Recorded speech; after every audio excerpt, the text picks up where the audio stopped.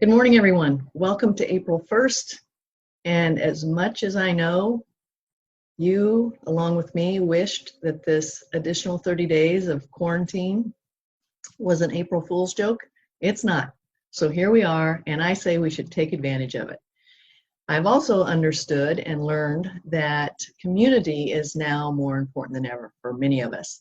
We've already been at this for a couple of weeks, and some of you are probably going a little bit stir crazy, but that's why we're going to jump on this video each day and spend some time together. I was going to do this on Facebook Live. I was having a little bit of challenge with my internet this morning, so I thought I'd jump on and do a video instead.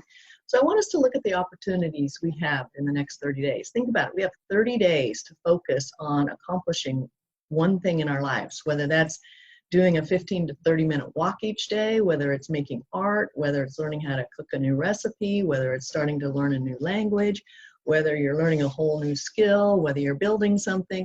We have an opportunity for 30 days of not having commitments to going to whatever your vocation was, for most of us at least, that you can focus on positive things and learning something new. So that's what I want us to do.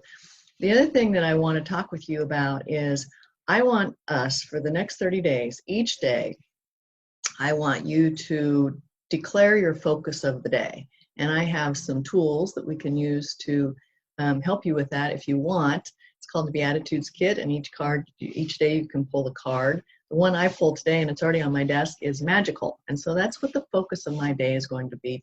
I'm going to look at everything as if it's magical and what the magic in all the encounters I have today. Second thing I want you to do, pick somebody that you want to connect with. This could be a friend from your workplace. This could be your neighbor who's elderly and could use just a nice chat on the phone. It could be someone across the country that you can jump on and do FaceTime with or a Zoom call with. Connect with someone each day, because the importance of connection has never been higher in our society than it is now. And fortunately, we do have a way to do that, and it's called the internet. As much as I'm not a fan of cell phones in general, for the most part, I do think that they are beautiful tools in times like this. So take and use them for good and to your advantage. And then the other thing I want you to think about at the end of each day is, what inspired you today? I also encourage you just to watch the news in the morning and the evening to get caught up. If there is anything about what you're watching on TV or the news that agitates or irritates you in some way, turn it off. Don't plug into it. Don't put yourself through that stress and anxiety that is unnecessary. And by the way, I've said this before, but I'm going to say it again. Stress is a choice.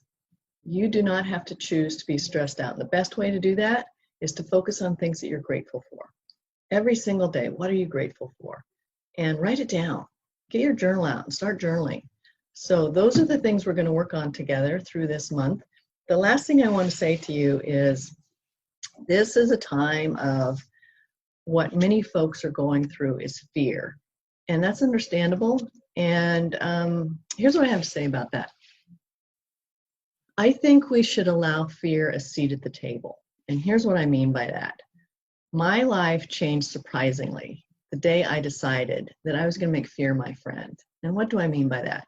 Well, I mean that each time that fear raised its ugly head in my life, I thanked it, because it was a beautiful reminder to me that I was out of alignment. I wasn't aligned with my true essence and my authenticity, and I needed to, quote, get my ass back in the saddle. And that is the reason I called my book that, Keep Your Ass in the Saddle.